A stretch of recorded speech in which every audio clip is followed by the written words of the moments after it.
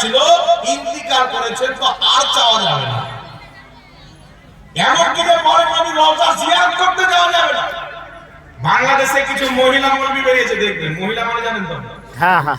এইভাবে মাথায় ঘুমটা দিয়ে থাকবে, খালি মোচ আর কাহি না থাকতো, ছেলে না মেয়েকে চিনতে পারতো। ঠিক এরকম মহিলা হিজড়া মৌলবি বাংলাদেশে বেরিয়েছে। এরা মানুষকে বলতে চায় কি, যে হজ করতে গিয়ে কেউ যদি নবী মুস্তাফার রওজা জিয়ারত করব বলে যায়, তাহলে শিরক হবে, এটা জায়েজ হবে। তো নবীর রওজা যদি জিয়ারত করতে না যাওয়া যায়, তো আর বাপের রওজা জিয়ারত করতে যাবে? ওর বাপ তো মরে জাহান্নামে চলে গেছে। কনফার্ম জান্নাতি। সারা পৃথিবী যে না জান্নাতি হওয়াতে তিনি হচ্ছেন মুহাম্মদ রাসূলুল্লাহ সাল্লাল্লাহু আলাইহি ওয়াসাল্লাম। উনার জান্নাতের বাগান দেখতে গেলে কোনো সমস্যা আছে বাবা? না। আমি জোরে বলতে হবে না। আবার কিছু গাধা মন্ত্রী বেরিয়েছে, দেখবেন, বলবে নবী রওজা দিয়ে মুখ করে দোয়া করা যাবে না। কোন দিকে বলে? কাবা দিয়ে। আর পাগলা নামাজের কিবলা হলো কাবা, দোয়ার কোনো কিবলা নাই। দোয়ার কিবলা বলে আসমান। আসমানের দিকে হাত তুলো, চেহারা তোমার যেই দিকে থাকে। ইমাম মালিক রাহমাতুল্লাহ আলাইহি জিজ্ঞাসা করা হলো, আমি তো আপনাদেরকে রওজার দিকে মুখ করে দোয়া করা মুন্সিগণ বলে যে বিদআত নাজায়েজ করা যাবে না, কিন্তু সাহাবার কি আকীদা ছিল? ইমাম ইবনে আবি শাইবা রাহমাতুল্লাহ আলাইহি, ইমাম বুখারীর ওস্তাদ, ইমাম মুসলিমের ওস্তাদ, ইমাম ইবনে মাজাহর ওস্তাদ, 6টি সহিহ হাদিসের কিতাব যারা লিখেছে, কাউরির তিনি ওস্তাদ আর কাউরির দাদা ওস্তাদ। ইমাম ইবনে আবি শাইবা মুসান্নাফ ইবনে আবি শাইবা হাদিসের কিতাব লিখেছে। এই কিতাবে জাইয়্যিদ সনদে, সহিহ সনদে, বিশুদ্ধ সনদে হাদিস এসেছে। সাহাবায়ে কেরাম আমার নবী মুস্তাফা যেই মিম্বরে দাঁড়িয়ে ফতোয়া দিতে, ওই মিম্বরের পাশে দাঁড়িয়ে, ওই মিম্বরের ওসিলা নিয়ে তারা খোদা তাআলার কাছে দোয়া করতেন। জোরে বল সুবহানাল্লাহ। যেই মিম্বরে নবীর কদম লেগেছে, সাহাবা সেই মিম্বরের ওসিলা দিয়ে দোয়া করেছে, তাহলে নবীর কদম লাগা মিম্বরের ওসিলা যদি জায়েজ হয়, যেই রওজাতে মুহাম্মদ রাসূলুল্লাহর পুরো বডি লাগা আছে, সেই রওজার ওসিলা দিয়ে দোয়া কেন জায়েজ হবে? ইমাম মালিক রাহমাতুল্লাহ আলাইহি জিজ্ঞাসা করা হলো, হুজুর, যখন কোন ব্যক্তি হজ করতে যাবে, নবী রওজার সামনে দোয়া করবে, তো চেহারাটা নবী রওজার দিকে করবে না কাবার দিকে করবে? ইমাম ইবনুল হাজ রাহমাতুল্লাহ আলাইহি আল মাদখাল কিতাবে লিখছেন, ইমাম মালিক উত্তরে বলছে, তুমি ওই ব্যক্তি থেকে নিজের চেহারা কেমন করে কাবার দিকে করতে পারো, যেই নবী তোমারও ওসিলা, তোমার বাপ আদমেরও ওসিলা। যেই নবী তোমার ওসিলা, তোমার বাপ আদমের ওসিলা, সেই নবী থেকে মুখ ঘুরিয়ে তুমি কাবা দিয়ে চেহারা কেমন করতে পারো? আর মক্কাতে কাবা আছে, আর মদিনার গুম্বাদে ফাজরাতে কাবারও কাবা মুহাম্মদ রাসূলুল্লাহ। এইজন্য পৃথিবীর মুসলমান একটু আমার দিকে লক্ষ্য করেন। আর এই বিষয়ে কয়েকটি হাদিস আপনাকে বলে দিই। মুসান্নাফ ইবনে আবি শাইবাতি হাদিস আপনার রয়েছে। আল্লাহু আকবার কবিরা। রাসূল পাক সাল্লাল্লাহু আলাইহি সাল্লামের পর সর্বপ্রথম খলিফা হয়েছিলেন হযরতে আবু বকর সিদ্দিক রাদিয়াল্লাহু তাআলা আনহু। মুসলমানদের প্রথম খলিফা আবু বকর সিদ্দিকের পর সর্বশ্রেষ্ঠ হচ্ছেন আবু বকর সিদ্দিক, তারপর ওমর, তারপর ওসমান, তারপর হচ্ছে আলী। এখন কিছু লোক বেরিয়েছে, তারা বলছে আলী সবচেয়ে উত্তম। এরা সুন্নি নয়, এরা হচ্ছে শিয়া। ইসলামের আকীদা নবীগণের পর সবচেয়ে উঁচু মর্যাদাশীল ব্যক্তি হযরত আবু বকর সিদ্দিক। তিনার খেলাফতের পর দ্বিতীয় নাম্বার খলিফা হয়েছিলেন হযরত ফারুক আযম উমর ফারুক, যিনার নাম শুনলে আরবের কাফিররা প্যান্টে কাশা করে। রাসূল পাক বলেছেন, আমার উমর যে রাস্তা দিয়ে চলে যায়, ওই রাস্তাতে শয়তান আছে না। ঠিক এত খতরনাক ব্যক্তি ছিলেন, যে রাস্তা দিয়ে চলে যেতে শয়তান পর্যন্ত ওই রাস্তায় যেত। আর হযরত উমর ফারুকের প্রতি লামাযহাবীদের খুব রাগ আছে। তার নিজের কিতাব ফিকহে মুহাম্মাদি নুজুলুল আবরার এগুলি কিতাবে লিখেছে লামাযহাবীদের ইমামরা, যে উমর ফারুক অনেক ফতোয়া নবীর হাদিসের বিপক্ষে দিয়েছে। উমর ফারুক সেরকম মাসলা মাসাইল বুঝতেন না। আমি চিন্তা করলাম, এরা বলছেন নবী ভুল করেছেন, তো হযরত উমর ফারুকের ভুল তো ধরবে। তো যে মৌলবি হোক আর যে লোক হোক, যে নবীর ভুল ধরবে, মানে দুনিয়াতে ও ভুল সিস্টেমে এসেছে, যাদেরকে হারামজাদা বলা হয়। ঠিক ঠিক ঠিক। কথা খারাপ লাগতে পারে বাবা, কথা না ঠিক। যে রাসূলুল্লাহর ভুল ধরবে, ওর মা ভুল করেছে তাই ও দুনিয়াতে এসেছে। আমার নবী পৃথিবীতে যেটা করেছেন সব ঠিক করেছেন, জোরে বলেন সুবহানাল্লাহ। শরীয়ত বুঝতে হবে, ইমামদের কিতাব পড়তে হবে। আগে চলেন বিরাদুল ইসলাম, নবী পাক সাল্লাল্লাহু আলাইহি ওয়াসাল্লামের শাফাতের কথা চলছিল। দুটি হাদিস শুনিয়েছি। এক, রাসূল পাক বলেছেন কিয়ামতের ময়দানে আমার পাপী তাপী উম্মতকে, বড় বড় পাপীকে সুপারিশ করে জান্নাতে নিয়ে যাবে। আর যখন বড় বড় পাপী নবীর সুপারিশে জান্নাতে যাবে, তো বড় বড় নেককাররা আল্লাহর দরবারে আরজি পেশ করবে, মানে আফসোস করবে যে আজকে আমি যদি পাপী থাকতাম তো নবীর সুপারিশ পেয়ে জান্নাতে যেতাম। আলা হযরত ইমাম আহলে সুন্নাত বলছেন क्या ही ज़ौक़ अफ़ज़ा शफ़ाअत, कहा सुनाते जाएंगे आप रोते जाएंगे हमको हंसाते जाएंगे। और आला हजरत বলছেন যে তোমার শাফাতের কত শান, कर्ज लेते हैं गुनाहे परहेजगारी वाह।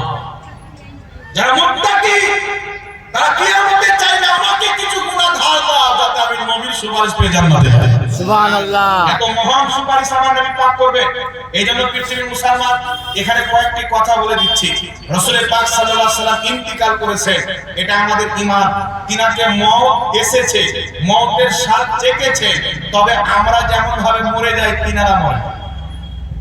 আমাদের রূহটাকে আলাদা জায়গায়, কবরের আলাম ইল্লিক, কবরের সিদ্দিক। যে নেককার হবে তার আলাদা জায়গা, যে পাপী হবে তার আলাদা জায়গা। কবরের দেহ, কিন্তু আত্মার সাথে দেহের সম্পর্ক থাকে। লামাযাবিদের কিতাবুল রূহ লেখক ইবনে কাইয়্যিম লিখতেছে আত্মার সাথে দেহের সম্পর্ক থাকে, কিন্তু পৃথিবীর মুসলমান প্রত্যেক নবীর আত্মা ইল্লিল আর সিজিলে থাকে না। নবীগণের আত্মা তাদের দেহের মধ্যে ভরে দেওয়া। তাই আমরা যখন মরি 4 মাস 10 দিন পর আমাদের স্ত্রী যাকে চাইবে বিয়ে করতে পারে, পারে কি পারে না? কথা বলে। আমরা যদি মরি, যদি আমি 5 লাখ টাকার সম্পদ ছেড়ে যাই, বন্টন হয়ে যাবে, মিরাসে বন্টন হয়ে যাবে, ওয়ারিসরা পেয়ে যাবে। কিন্তু নবী ইন্তিকাল করেছেন, নবীর কোন স্ত্রীর জন্য কাউকে বিয়ে করা হারাম, আর সারা পৃথিবীতে কাউকে তিনার স্ত্রীকেও বিয়ে করা হারাম। নবীর স্ত্রীকে কেউ বিয়ে করতে পারে না। নবী মুস্তাফা ইন্তিকাল করেছে, তিনার মালও বন্টন হবে না, সম্পদ বন্টন হবে না, কারণ পৃথিবীতে কেউ মরে যায় আর নবী তো শুধু জায়গা পরিবর্তন করেছে, তিনার কবরে তেমনই জিন্দা আছেন যেমন দুনিয়াতে ছিলেন, জোরে বল সুবহানাল্লাহ। এইজন্য পৃথিবীর মুসলমান আমরা যখন মরি, বাবা মরার পরে কি আমরা রোজা রাখি, নামাজ পড়ি? কোন মুর্দা লোককে দেখেছেন নামাজ পড়ছে? পড়ে না। সহিহ মুসলিমের হাদিস, বুখারী পর মুসলিম, রাসূল পাক বলেন মারাতু আলা মুসা ওয়া হুয়া ইউসাল্লি ফি কবরিহি, আমি মুসা নবীকে দেখলাম নিজের কবরে নামাজ পড়ছেন, কায়েমুন ইউসাল্লি, দাঁড়িয়ে দাঁড়িয়ে নামাজ পড়ছেন, রুকু করছেন, সিজদা করছেন। আল্লাহর নবী ওই সহিহ মুসলিমে বলছেন কাবা ঘরের পাশে আমি এক্ষুনি দেখলাম মুসা নবীকে তালবিয়া পাঠ করছিলেন। হাজিরা যখন হজ করতে যায় একটি তালবিয়া পাঠ করে, কোনটি বাবা? লাব্বাইক লাব্বাইক আল্লাহুম্মা লাব্বাইক লা শারীকা লাকা লাব্বাইক ইন্নাল হামদা ওয়ান নি'মাতা। এই তালবিয়া মুসা নবী পাঠ করছেন। আমার নবীর জন্মের কম বেশি 1000 বছর পূর্বে মুসা নবী ইন্তিকাল করেছেন, আর 1000 বছর পর আমার নবী দেখছেন কাবার ঘরের পাশে তিনি তালবিয়া পাঠ করছেন। সহিহ মুসলিমের ব্যাখ্যা করতে গিয়ে ইমাম নববী বিশ্ববিখ্যাত মুহাদ্দিস বলছেন এই হাদিস থেকে প্রমাণ হয় নবীগণ ইন্তিকালের পরেও হজ করতে আসে। জোরে বলতে হবে সুবহানাল্লাহ। আর মুসনাদে বাসারের মধ্যে টানাটান সহিহ সনদে হাদিস, রাসূল পাক বলেন আল আমবিয়া আহিয়াউন ফি কুবুরিহিম ইউসাল্লুন, আল্লাহ প্রত্যেক নবী জিন্দা, নিজের কবরে তারা নামাজ আদায় করে। এইজন্য পৃথিবীর মুসলমান নবীগণ নামাজও আদায় করে, দাঁড়িয়ে দাঁড়িয়ে নামাজ আদায় করেন, হজও করেন। আর এটাও প্রমাণিত ইন্তিকালের পরে সরাসরি যেখানে ইচ্ছা যেতে পারে, যেমন মেরাজের রাতে নবীগণ কবর থেকে বেরিয়ে এসে মসজিদে আকসাতে নামাজ পড়েছেন। কিন্তু কিছু টুপিওয়ালা শয়তান আছে, এর আকীদা হলো নবী মনে মাটির সাথে মিশে গেছে, মানে ইসলামকে বাপের জমি মনে করেছে, যেমন পারবে তেমন করে চালাবে। বাবার জমি আছে, কিছুটাই পটল লাগিয়ে দিলাম, কিছুটাতে বাগুন লাগিয়ে দিলাম, আমাকে কি মনে করতে পারবে আমার বাপের জমি? তো কিছু দাঁড়িয়ালা মৌলবি আছে, এরা মনে করে শরীয়ত আমাদের বাপে, নবী মরে গেছে, নবী সুপারিশ করতে পারে না। তুমি কোন খ্রিস্টানকে নবী মনে করো রে? মুহাম্মদ রাসূলুল্লাহ নিজের কবরে জিন্দা আছে। উনার ইন্তিকালের পর বড় বড় ইমাম মুস্তাফা জানের আহমদকে জাগ্রত অবস্থায় দেখেছেন, জোরে বলেন সুবহানাল্লাহ। সকলের গ্রহণযোগ্য ইমাম ইমাম ইবনে হাজার আসকালানী রাহমাতুল্লাহ আলাইহি বুখারী শরীফের সারা ফাতহুল বারীর মধ্যে লিখেছেন। বুখারী শরীফের সারা ফাতহুল বারী ছাপাছেও লামান ধরে। ইমাম ইবনে হাজার আসকালানী লিখতেছেন, আমাদের সালাফগণ বড় বড় ইমাম মুহাদ্দিস আল্লাহ ওয়ালারা নবী মুস্তাফাকে ডাইরেক্ট দেখেছে। যে প্রশ্ন নিয়ে মাসলা নিয়ে তারা টেনশনে ছিল, সমাধান করতে পারত না, নবী রওজা থেকে সহশরীরে এসে তাদেরকে দেখাও দিয়েছে আর তাদের মাসলার সমাধান করেও দিয়েছেন। জোরে বল সুবহানাল্লাহ। ইমাম জালালউদ্দিন সিয়ুতি বলছেন, আমি নবী পাককে জাগ্রত অবস্থায় একাধিকবার দেখেছি। বড় বড় ইমাম, বড় বড় মুহাদ্দিসরা এগুলো বর্ণনা করেছে আর হাদিস দ্বারা এটা প্রমাণিত। এইজন্য পৃথিবীর মুসলমান আমরা মরে গেলে লাশ থাকে কবরে আর দেহ থাকে কোথায়, কিন্তু নবীগণের দেহ তাদের আত্মা দেহে ফিরিয়ে দেওয়া হয়। তারা দুনিয়াতে যেমন জিন্দা ছিলেন নিজের রওজাতেও জিন্দা থাকে। জোরে বলতে হবে সুবহানাল্লাহ। আর বুখারী শরীফ প্রথম খণ্ডের মধ্যে সম্ভবত হাদিস নাম্বার 120 নাম্বারই বিবৃতি হতে পারে। বুখারী শরীফের প্রথম খণ্ডে হাদিস আছে, মায়েশা সিদ্দিকা রাদিয়াল্লাহু তাআলা আনহা জিজ্ঞাসা করছেন, ইয়া রাসূলুল্লাহ, ইয়া হাবিবাল্লাহ, আপনার ইন্তিকালের পর সর্বপ্রথম আপনার সাথে আপনার কোন স্ত্রীর সাক্ষাৎ হবে, দেখা হবে? রাসূল পাক বলেছেন, তোমাদের মধ্যে যার হাত বেশি লম্বা।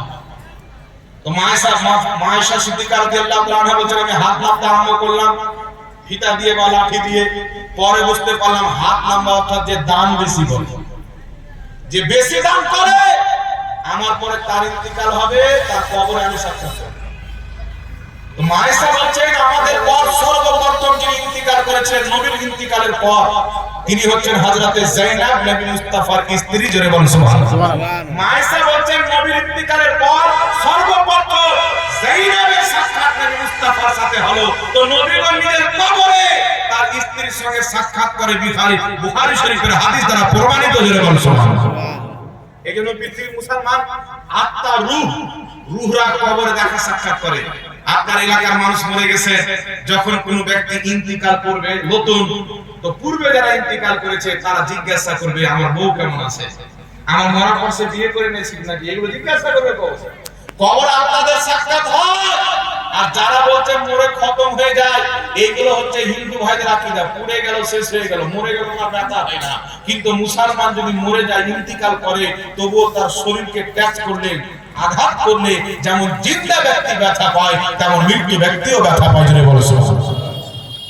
বলতেছে আমরাত ইসলাম নবী পাক সাল্লাল্লাহু আলাইহি সাল্লামের ওসিলা তলব করা কিছু চাওয়া জিন্দা ব্যক্তির কাছে চাওয়া, মুর্দা ব্যক্তির কাছে নয়। কারণ নবী মুস্তাফাকে মুর্দা প্রমাণ করবে এরকম পৃথিবীতে কোনো মায়ের সন্তান নেই। আমি আপনাদেরকে একটা হাদিস শোনাই বাবা। রাসূল পাক সাল্লাল্লাহু আলাইহি সাল্লাম রওজা জিয়ারত করতে যাওয়া যাবে না, এই মর্মে কত কিতাব লিখেছে, কিন্তু হাসান সনদে হাদিস দারে কুতনি বলে একটি হাদিসের নাম রয়েছে। সেই কিতাবের মধ্যে, সেই হাদিসের মধ্যে হাদিস লেখার পর শেষের দিকে লিখে দিয়েছেন ইসনাদু হাসান, এই হাদিসের সনদ হচ্ছে হাসান। ক্বালা রাসূলুল্লাহ সাল্লাল্লাহু আলাইহি ওয়াসাল্লাম শাফাআতি লি আহলিল কাবাইর মিন উম্মতি, নবী মুস্তাফা বলছে আমার শাফাআত হচ্ছে আমার উম্মতের বড় বড় পাপীদের জন্য। আর ওই জিয়াদের অধ্যায়ে ইমাম দারে কুতনি লিখতেছেন হাসান সনদে, আল্লাহর হাবিব বলছেন মান যারা কবরি ওয়াজাবা লাহু শাফাআতি, যে ব্যক্তি আমার কবরের জিয়ারত করলো কিয়ামতের ময়দানে আমার শাফাআত তার জন্য ওয়াজিব হয়ে গেল। সুবহানাল্লাহ, গ্যারান্টি হয়ে গেল। নবী ওয়াফাত দিচ্ছে যে আমার কবর বেশি করে জিয়ারত করো আর আমার শাফাআতের অধিকার হতে থাকো। কিন্তু বিরাদর ইসলাম আরেকটি হাদিস রয়েছে, আল্লাহর নবী বলছেন আমার কবরকে ঈদ বানায় না, আমার কবরকে ঈদ বানায় না, আমার কবরকে ঈদ বানায় না। ঈদ মানে কি? তো কিছু লোক বলতে চায় নবীর কবরে ভিড় ভাড় করা যাবে না, জিয়ারত করতে যাওয়া যাবে। কে হাদিস? ওলামায়ে কেরাম বলছেন, ইমামগণ বলছেন নবী পাক বলেছেন আমার কবরকে ঈদ বানায় না। এর অর্থ হচ্ছে ঈদগাহতে তোমরা বছরে 2 বার যাও, মাত্র 2 বার আসিও না, যখন সুযোগ পাবে আমার সাথে জিয়ারত করতে চলে এসো। সুবহানাল্লাহ, এক জোরে বলেন সুবহানাল্লাহ। এই হচ্ছে হাদিসের ব্যাখ্যা। কিন্তু মৌলভী সাহেব কি বলবে, ঈদে যেমন ভিড় ভাড় হয়, নবীর কবরে ভিড় ভাড় করা যাবে না, নবীর কবর জিয়ারত করতে যাওয়া যাবে না। কিন্তু মুহাদ্দিসিনে কেরাম কি বলছেন, আমার কবরকে ঈদ বানায় না, অর্থাৎ ঈদগাহতে তোমরা মাত্র দুইবার আসো, ঈদুল ফিতরের টাইমে আসো, ঈদুল আযহার টাইমে আসো। তো আমার কবরে শুধু দুইবার আসে না, এই আমার উম্মত যতবার তোমার শক্তি হবে, যতবার সমর্থন হবে, আমার রওজার জিয়ারত করতে চলে আসবে, আমি মুস্তাফার সুপারিশ তোমার জন্য ওয়াজিব হয়ে যাবে। একটু জোরে বলতে হবে সুবহানাল্লাহ। আর কানার দলের মুফতি বলছে হজ করতে গেলে নবী রওজা না গেলেও হবে, ও হজ করতে গেলে গানা টানতে গেলে আল্লাহ ইয়ামাতুল হজ। এই জন্য পৃথিবীর মুসলমান আপনাকে বলতে চাই সাহাবায়ে কেরামের কি আকীদা ছিল। হযরতে সাইয়েদনা উমর ফারুক রাদিয়াল্লাহু তাআলা আনহুর খেলাফতের আমলে বৃষ্টি বন্ধ হয়ে গেল, চতুর্দিকে বৃষ্টি হয়ে গেল, ফসল নষ্ট হয়ে যায়, গরু ছাগল হালাক হয়ে যায়, মরে যায়। সবাই দোয়া করছেন, ইস্তিসকার নামাজ পড়ছেন, কোনো মতে বৃষ্টি হয় না। তো একজন ব্যক্তি রাসূল পাক সাল্লাল্লাহু আলাইহি ওয়াসাল্লামের পবিত্র রওজা মুবারকে গেলেন। মুসান্নাফে ইবনে আবি শাইবা হাদিস নাম্বার 32002। এই হাদিসকে ইমাম ইবনে হাজার আসকালানী ফাতহুল বারীতে লিখছেন সহিহ। এই হাদিসকে লামাযহাবীদের ইমাম আল বিদায়া ওয়ান নিহায়ার মধ্যে ইমাম ইবনে কাসির লিখছেন হাদিসের সনদ সহিহ। এই হাদিসকে ইমাম কাসতালানী মাওয়াহিবুল লাদুনিয়াতে লিখছেন সনদ সহিহ। এই হাদিসকে ইমাম সানাদি লিখছেন সনদ সহিহ। এই হাদিসকে ইমাম সামহদি খুলাসাতুল ওয়াফার মধ্যে লিখছেন হাদিসের সনদ সহিহ। আমার জানা মতে 6 থেকে 7 জন মুহাদ্দিস হাদিসটিকে সহিহ বলেছেন। জোরে বলতে হবে সুবহানাল্লাহ। বৃষ্টি বন্ধ হয়ে গেল, ফসল নষ্ট হচ্ছে, সব বরবাদ হচ্ছে। তখন কি করলেন একজন সাহাবী, নবী পাক সাহিবে লাওলাদ সাল্লাল্লাহু আলাইহি ওয়াসাল্লামের রওজা মুবারকে গেলেন। নবী পাকের কবরে গিয়ে সেই সাহাবী রাসূল পাক সাল্লাল্লাহু আলাইহি ওয়াসাল্লামকে সালাম দিলেন। সালাম দেওয়ার পরে বললেন, ইয়া রাসূলুল্লাহ ইসতাসকি লি উম্মাতিকা, ইয়া রাসূলুল্লাহ আপনার উম্মত হালাক হচ্ছে, ধ্বংস হয়ে যাচ্ছে বৃষ্টির কারণে, আপনি আপনার উম্মতের জন্য বৃষ্টির ব্যবস্থা করে দেন। সাহাবায়ে কেরাম যখন কোথাও কাজ হয় না, নবীর কবরে যাচ্ছে, নবী রওজাতে গিয়ে বলছে, ইয়া রাসূলুল্লাহ ইসতাসকি লি উম্মাতিকা, আপনার উম্মতের জন্য বৃষ্টির ব্যবস্থা করেন।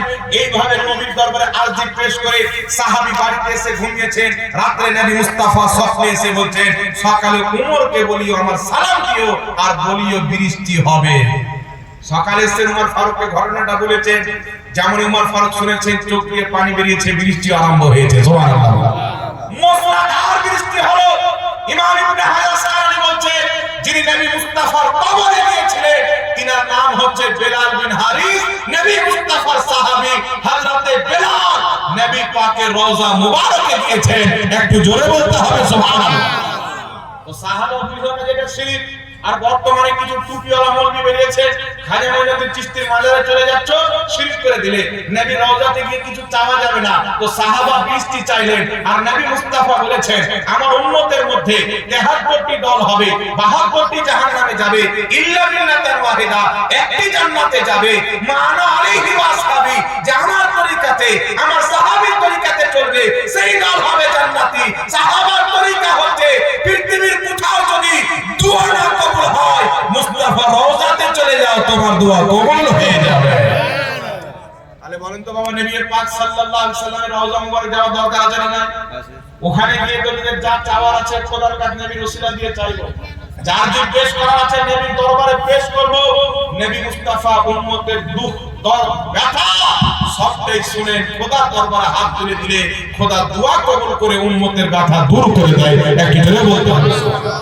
এইজন্য পৃথিবীর মুসলমান বিশ্ববিখ্যাত তাবী, যিনি মাথার চোখে সাহাবীকে দেখেছেন, তিরমিজি শরীফের মধ্যে হাদিস, রাসূল পাক বলেছেন, যে ব্যক্তি আমাকে দেখলো, আমাকে দেখনে ওয়ালাকে দেখলো, তার প্রতি জাহান্নামের আগুন হারাম হয়ে গেল, তাকে জাহান্নামের আগুন ছুঁইতে পারবে না।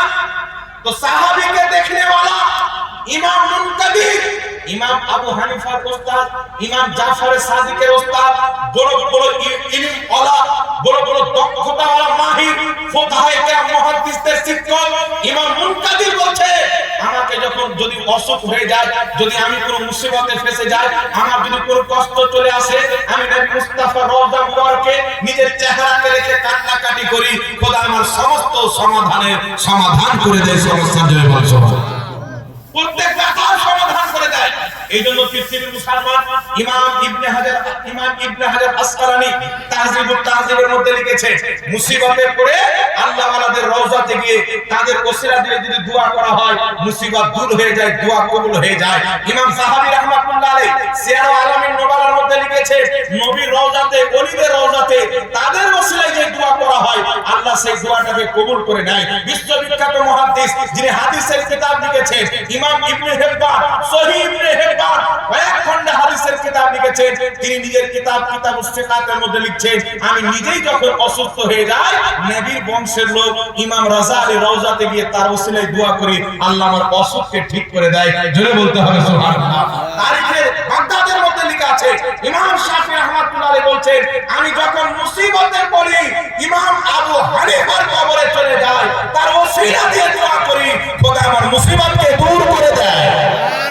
সারা পৃথিবীতে কোন লামাযহাবী, সারা পৃথিবীতে কোন ঘুমটাওয়ালা, সারা পৃথিবীতে কোন ওয়াহাবী মতবাদের মৌলভী, আজকে আমরা যদি ওলিয়া উলিয়ার মাজার চলে যাই মুশরিক শিরক বলে ফতোয়া দেয়, সারা পৃথিবীর লামাযহাবীকে চালে যদি মুনাফিক না থাকে ইমাম ইবনে হাজার আসকালানির প্রতি শিরকের ফতোয়া লাগাও, ইমাম ইবনে হিব্বানের প্রতি শিরকের ফতোয়া লাগাও, ইমাম বেলাল বিন হারিসের প্রতি শিরকের ফতোয়া লাগাও, তাবেঈ ইমাম মুনকাদিরের প্রতি শিরকের ফতোয়া লাগাও, ইমাম মালিকের প্রতি শিরকের ফতোয়া লাগাও, দেখা যাবে তোমার ফতোয়াতে সবাই মুশরিক হয়ে যাবে। বেটা তুই একলাই মুসলমান থাকবি।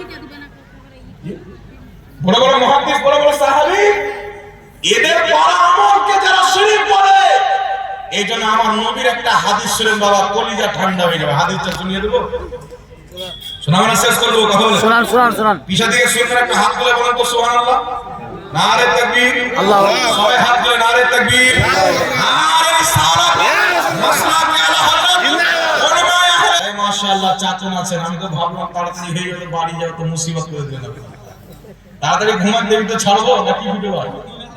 এই মাশাআল্লাহ, একটু শুনেন, একটু লক্ষ্য করে শুনেন বাবা, একটা রাসূল পাকের হাদিস শুনে অন্তর ঠান্ডা হয়ে যায়। কিছু মৌলবি বেরিয়েছে যখন কিছুতে পারে না, একটা টাইটেল দেয় কবর পূজারী, শুনেছেন? একটা টাইটেল আছে কি, কবর পূজারী, মাজার পূজারী, পীর পূজারী। তো কালিয়াচকের একটা বন্ধু একটা ওয়াহাবিকে বলেছিল যে আমরা পীর মানলে যদি পীর পূজারী হয় তো তোমরা তো ডক্টর জাকির নায়েককে মানো, তো তোমরা কি নায়েক পূজারী? বাপকে মানো তো বাপ পূজারী, বউকে মানো বউ পূজারী, না তোমরা শাশুড়িকে খুব মানো, তো ওয়াহাবিরা হচ্ছে শাশুড়ি পূজারী। এই জন্য পৃথিবীর মুসলমান এদের কাছে কিছুই যখন না থাকছে কবর পূজারী, তো আল্লাহ ওয়ালাদের মাজার যাও যদি বাবা পূজা করা হয়, তো হযরতে বেলাল বিন হারিস রাদিয়াল্লাহু তাআলা আনহু নবীর সাহাবী, টানাটান সহিহ হাদিস দ্বারা প্রমাণিত, নবীর মাজারে গিয়ে দোয়া করেছেন, উনারকে কবর পূজারী বলবে। বউ তালাক হয়ে যাবে, শাশুড়িও তালাক হয়ে যাবে। যুবক ভাই বলে হুজুর বউ তো তালাক হবে, আর বউ তো শাশুড়ি কি করে তালাক হয়? পাগলা, বউ যদি তালাক হয় শাশুড়ি কি করে থাকবে? ইমাম ইবনে হিব্বান নাম বলে দিচ্ছে আপনাকে, শুনেন, মুসান্নাফ ইবনে আবি শাইবাতে ইমাম ইবনে আবি শাইবা হাদিস উল্লেখ করেছেন, তিনার প্রতি শিরকের ফতোয়া লাগাও। হযরতে বেলাল বিন হারিস নবীর রওজাতে তার ওসিলা দিয়ে দোয়া করেছেন, বৃষ্টি দিয়েছেন, তিনার প্রতি লাগাও।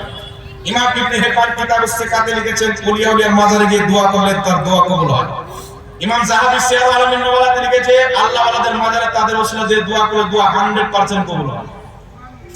ইমাম ইবনে হাজার আসকালানী তাহযিবুত তাহযিবের মধ্যে লিখেছেন, আরো অসংখ্য দলিল আছে, এই যে কটার নাম বললাম, সারা পৃথিবীর লামাযহাবী মোল্লাকে জিজ্ঞাসা করবে যে ইনারা তো মুসিবতে পড়লে ওলিদের মাজারে গিয়ে দোয়া করতেন, তো ইনাদের প্রতি শিরকের ফতোয়া লাগাও, তো মুখ কই তালা লেগে একেবারে মুনাফিক।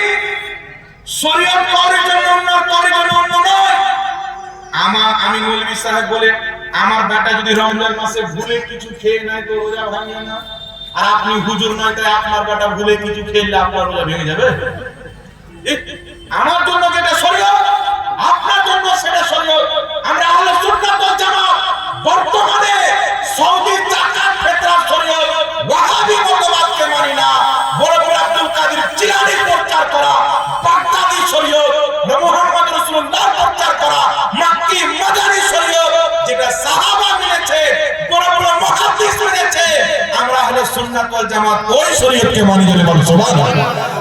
জাকাত ফিতরা খাওয়ার অভ্যাস আমাদের কাছে হারাম টাকার মসজিদ আমরা তৈরি করি না, আমরা নিজেই যতটুকু পারি সমর্থন দিয়ে মসজিদ তৈরি করি। কথা বলতে পারছেন বাবা? এবার আগে চলেন পৃথিবীর মুসলমান রাসূলের কায়নাত সাহিবুল আওলা সাল্লাল্লাহু আলাইহি সাল্লাম বললেন কি, যে আমি আমার অর্ধেক উম্মত বিনা হিসাব কিতাবে জান্নাতে যাবে, এটা আমার দরকার নাই। আমি শাফাতকে নিব, নিজে কষ্ট করে সুপারিশ করে আমার সব উম্মতকে জান্নাতে নিয়ে যাব।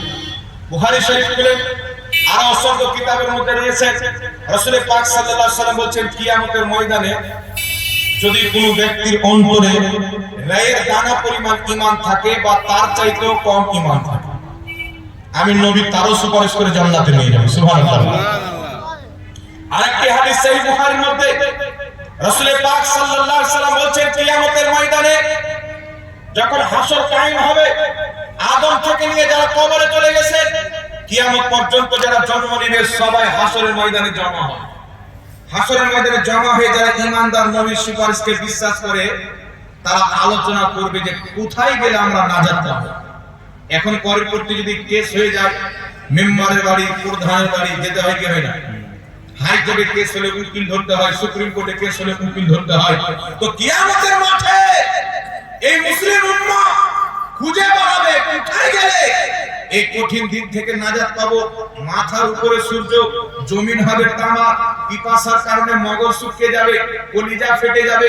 এত কষ্টের টাইমে আল্লাহু আকবার কাবীরা এই পৃথিবীর মুসলমান আমার আপনার নবী মুস্তাফা বলতেছেন, আল্লাহ পাক কোরআন পাকে বলেছেন, ইন্না আ'তাইনাকাল কাউসার, নিশ্চয় নবী আমি তোমাকে হাউজে কাউসার দান করলাম। ওই কিয়ামতের মাঠে যারা দুনিয়াতে নবী মুস্তাফার ব্যাপারে আকীদা খারাপ করেনি, আহলে সুন্নাত ওয়াল জামাতের আকীদা মেনে চলেছে, কিয়ামতের মাঠে নবী মুস্তাফা ওই হাউজে কাউসারের পানি, যেটা আল্লাহ নবীকে দিয়েছেন জান্নাতের হাউজ, যার পানি দুধের চাইতে বেশি সাদা, মধুর চাইতে বেশি মিষ্টি, নবী পাক নিজের হাতে করে নিজের উম্মতকে পান করাবেন। ওই কিয়ামতের একটা দিন 40 বছরের হবে, যে একবার নবীর হাতে হাউজে কাউসারের পানি পান করবে, দ্বিতীয়বার কিয়ামতে তাকে আর পিয়াস লাগবে না।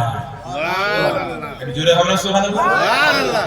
তো নবী তো ওয়াহাবীদেরকে কিছু দিতে পারে না, তো পানি তারা পাবে না। আমাদের নবী দিতে পারে, তো পানি আমরা পাবো। সুবহানাল্লাহ। সুবহানাল্লাহ। একবার পান করলে দ্বিতীয়বার আর পিপাসিত হতে হবে না। এইজন্য আল্লাহ বলেন, নবী তোমাকে কাউসার দান করলাম।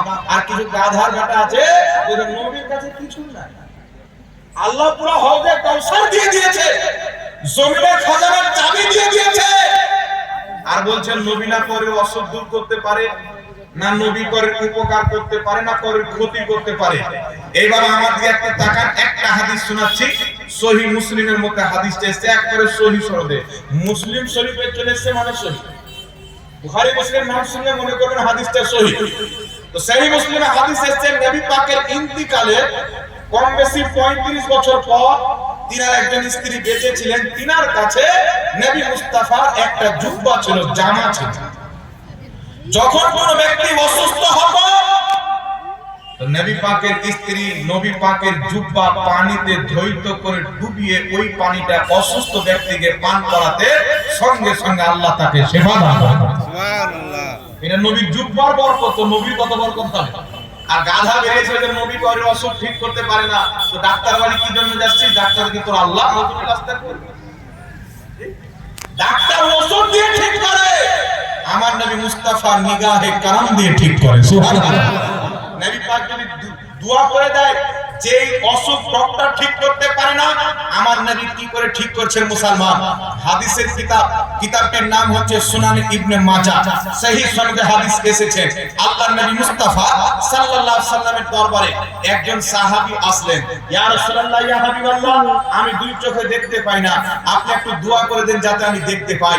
নবী পাক বলেন, তুমি বাড়ি যাও, বাড়ি গিয়ে 2 রাকাত নামাজ পড়ো, ওযু করে আমার ওসিলা দিয়ে দোয়া করো, তোমার চোখের জ্যোতি ফিরে যাবে। সাহাবা বলছেন, ওই সাহাবী বাড়ি গেল, অন্ধ সাহাবী, গোসল করে ওযু করে 2 রাকাত নামাজ পড়ে নবীর ওসিলা দিয়ে দোয়া করে আবার বাড়ি থেকে বেরিয়ে আসে, তার চোখ এত সুন্দর ছিল মনে হয় কোনদিন অন্ধই ছিল না। নবী শিক্ষা দিচ্ছেন, আমার ওসিলা দিয়ে দোয়া করো। আর আজকে উটের মুখ খানেওয়ালা, গরুর মুখ খানেওয়ালা মৌলবি বলছে যে নবীর ওসিলা নেওয়া চলবে না। বলে কি বল না বাবা? কথা বলে আর আমরা বললাম নাকি খারাপ লাগে, তুই আমাদের নবীর ওসিলা চলবে না কেন বললি? আমাদের নবীর ব্যাপারে বললে সাল্লাল্লাহু আলাইহি সাল্লাম আমাদেরকে তো ব্যথা লাগবে, লাগবে না বলে রাসূল পাক সাল্লাল্লাহু আলাইহি সাল্লাম বলছেন, তোমরা যখন বাড়ি থেকে মসজিদের দিকে রওনা হবে তো দোয়া করবে কাদের ওসিলা দিয়ে, আল্লাহ আমি তোমার কাছে সত্যিকারী প্রার্থনাকারীদের ওসিলা দিয়ে দোয়া করছি, ফকরাদের ওসিলা দিয়ে দোয়া করছি যে তোমার দরবার ফকির তার ওসিলায় দোয়া কবুল করো। বাড়ি থেকে নামাজ পড়তে বের হলে এইভাবে যেই ব্যক্তি দোয়া করবে আল্লাহ তার দোয়াকে কবুল করে নেবে। একটু জোরে বলেন সুবহানাল্লাহ। আগে চলুন বিরাদ ইসলাম, কিয়ামতের ময়দান, মাথার উপরে সূর্য নাফসি নাফসি আলাম, নবীগণ নাফসি নাফসি করছে, ওলিগণ নাফসি নাফসি করছে, সারা পৃথিবীর মানুষ ওই কিয়ামতের ময়দানে একটাই জিনিস চাচ্ছে, আল্লাহ আজকে ফাইনাল পরীক্ষা, আজ যে জান্নাতে চলে যাবে চিরকাল জান্নাতি হয়ে যাবে, আল্লাহ আজকে মাফ করে দাও, আজকে বেড়া পার করে দাও। কিন্তু পৃথিবীর মুসলমান উম্মতে মুহাম্মাদি আহলে সুন্নাতের জামাত মুসলমানেরা কি করবে? বলবে চলো আমরা নবীদের দরবারে যাই। আল্লাহর যত বান্দা আছে, নবী আছে, সাহাবী আছে, ওলি আছে, গাউস আছে, কুতুব আছে, মুফতি আছে, মুহাদ্দিস আছে, তবে আল্লাহর সবচেয়ে নিকটবর্তী হচ্ছে নবীগণ। চলো নবীদের দরবারে যাই। দুনিয়াতে প্রথম নবী এসেছেন আদম, আদমের দরবারে যাই। আমরা ছুটে আদম নবীর দরবারে যাব। ইয়া আদম আলা নবিয়িনা, আপনি মানব জাতির আদি পিতা, আল্লাহ আপনাকে নিজের খলিফা বানিয়ে দুনিয়াতে পাঠিয়েছেন, আপনাকে নবুয়ত দান করেছেন। এই কিয়ামতের মাঠে আমাদের সুপারিশ করেন। আদম আলাইহিস সালাম বলবেন ইযহাবু ইলা গায়রি, অন্য কোন কাছে